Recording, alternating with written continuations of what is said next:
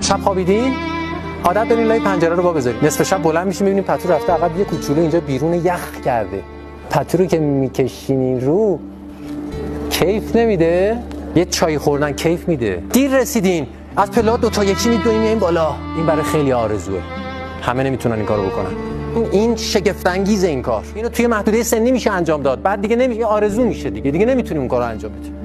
طرف ریه‌اش آب آورده نمیتونه نفس بکشه، 6 ماه نشسته میخوابه. من همه زندگیمو میدم بتونم یه دقیقه مثل تو دراز بکشم. برو فقط سجده شکر کن که میتونی دراز بکشی بخوابی. دراز بکشه خفه میشه، نمیتونه دراز بکشه. پاهاش همه زخم شده، اینقدر نشسته. تشنه‌شه، یه لیوان آب که میخواد یه رو طول میکشه بگه آب بده. تا بخواد بگه آب بده. یه رو طول میکشه بگه آب بده. بعد میگه نفسا کوتاهه. یکم نفسو بلند بکشه، درد میپیچه تو قفسه سینه، ریه پس میفته. ما الان میگیم دم بگیرید، دم میگیرید. تخلیه میبینین؟